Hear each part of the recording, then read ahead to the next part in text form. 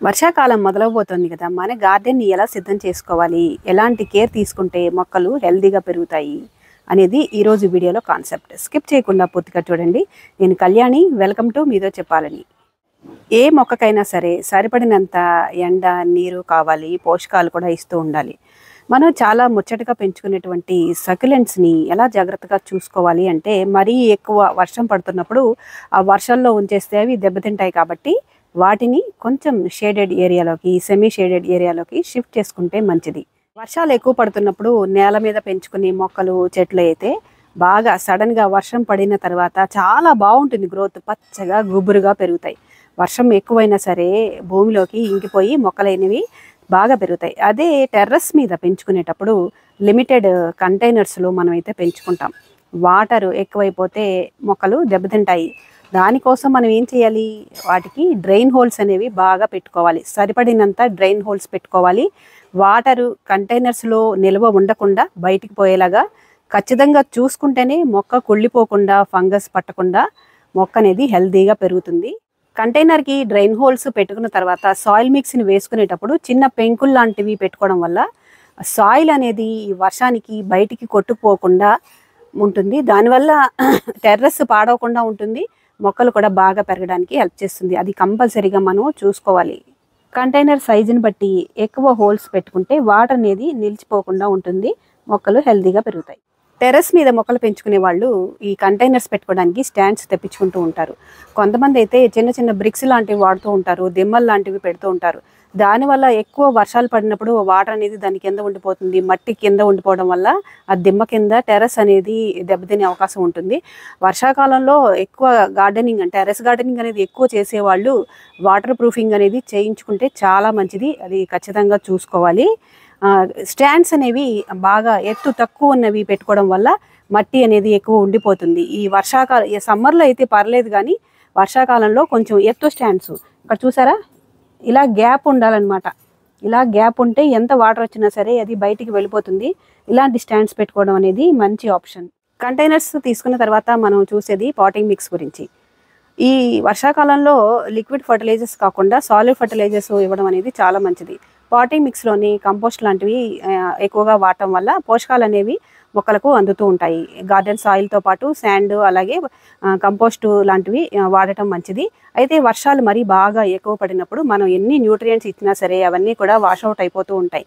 అందువల్ల మనం మరీ ఎక్కువగా వర్షాలు పడేటప్పుడు ఎటువంటి ఫర్టిలైజర్స్ ఇవ్వకుండా వర్షాలు తగ్గి కొంచెం ఆరుతుంది అన్నప్పుడు సాలిడ్ ఫర్టిలైజర్స్, లేదా కొంచెం ఎండ వచ్చింది అనుకున్న టైంలో కొంచెం లిక్విడ్ ఫర్టిలైజర్స్ కూడా మొక్కలకైతే ఇవ్వచ్చు. ఈ స్పాటింగ్ మిక్స్ తయారు చేసుకునేటప్పుడే ఈ వర్షాకాలంలో తెగుళ్ళ నుంచి మొక్కలను రక్షించడానికి అందులో మనం వేపపిండి కలుపుకోవాలి. ఇంకా bio fertilisers, Trichoderma viride, Pseudomonas లాంటివి, మెటరైజిమ్ లాంటివి కలుపుకుంటూ ఉండాలి. అవి కలపడం వల్ల తెగుళ్ళ నుంచి నివారణ జరుగుతుంది. ఇంకా ఈ వర్షాకాలంలో నెమటోడ్స్ అనేవి కూడా ఇబ్బంది పెడతాయి కాబట్టి మనం ఈ జాగ్రత్తలు అయితే తీసుకోవాలి. యాక్చువల్గా అయితే సమ్మర్లోనే మట్టిని బాగా ఎండపెట్టి అందులో నెమటోడ్స్ లాంటి వాటిని దూరం చేయడానికి, బాగా హీట్ జనరేట్ అయితే కనుక బాగా ఎండలో పెట్టినప్పుడు నెమటోడ్స్ పోతాయని నేనైతే చదివాను.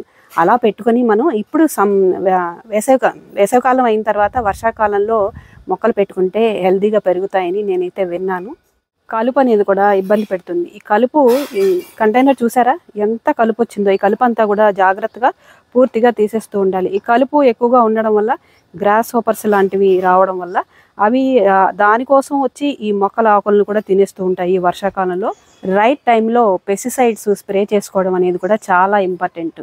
పెస్ట్ అటాక్ అవ్వక ముందే ఈ చిన్న చిన్న పురుగులు వచ్చి ఆకులన్నీ తినేస్తూ ఉంటాయి. ఆ టైంలో మనం రెగ్యులర్గా నీమ్ ఆయిల్ అనేది వీక్లీ వన్స్ అవసరాన్ని బట్టి స్ప్రే చేసుకుంటూ ఉండడం వల్ల మంచి ఉపయోగం అయితే ఉంటుంది.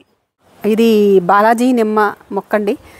చూసారా, పిందెలు వస్తున్నాయి. నేనైతే చాలా హ్యాపీగా ఉన్నాను. వర్షం పడింది కదా, మొక్క అనేది గ్రోత్ బాగుంది. అయితే ఈ వర్షం పడేదానికి ముందు చిన్నపాటి ప్రూనింగ్ అనేది కూడా చేసుకుంటే ఎదుగుదల బాగుంటుంది. ముఖ్యంగా పూల మొక్కలకైతే ఈ ప్రూనింగ్ అనేది బాగా హెల్ప్ చేస్తుంది. దాంతోపాటు వర్షం ఎక్కువగా పడటం వల్ల ఏమవుతుందంటే పైన నాచు అనేది పట్టేస్తుంది. అలాంటప్పుడు మనం రెగ్యులర్గా ఎప్పుడైనా సరే, ఏ సీజన్లో అయినా సరే మట్టిని ఎవ్రీ 15 డేస్కి ఒకసారి ఇలాగా వదులు చేసుకుంటూ ఉండాలి. అప్పుడే మనం ఇచ్చేటువంటి పోషకాలని మొక్క తీసుకుంటుంది. వేళ్లకు కూడా గాలి అనేది అందుతూ ఉంటుంది. మొక్క పెంచుకుంటున్నప్పుడు మరీ కిందగా ఉన్న బ్రాంచెస్కి ఆకులు అనేవి కొంచెం తీసేసుకుంటూ ఉండడం వల్ల ఈ ఫంగల్ ఇన్ఫెక్షన్స్ నుంచి మొక్కని కాపాడుకోవడానికి బాగా హెల్ప్ చేస్తుంది. అంటే తడి ఉండడం వల్ల ఈ ఆకులు అవన్నీ కూడా ఇలాగా నేలకి ఆనుతూ ఉంటాయి. దానివల్ల కొంత ఇన్ఫెక్షన్ అనేది రావచ్చు. వర్షాకాలంలో ఎక్కువగా వర్షాలు పడేటప్పుడు ఒక్కొక్కసారి గట్టిగా గాలి వస్తుంటుంది. ఆ గాలికి మొక్కలు వాలిపోతూ ఉంటాయి. అందువల్ల సపోర్ట్ అనేది కంపల్సరీగా ఇవ్వాలి.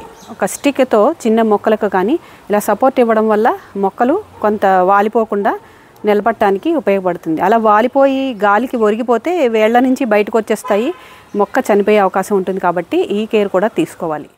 నెక్స్ట్ ఏంటంటే ఈ జూన్ జూలైలో మనం ఎలాంటి సీడ్స్ పెట్టుకోవడం వల్ల నెక్స్ట్ సీజన్లో మనం మంచి పంట తీసుకోవడానికి హెల్ప్ చేస్తుంది అనేది చాలా ముఖ్యమైన విషయం.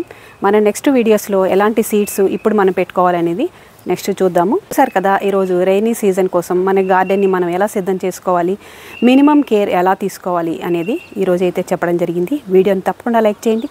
అలాగే మన ఛానల్కి ఎప్పుడు సపోర్ట్ ఇస్తూ ఉండండి. Please subscribe to my channel. Thank you.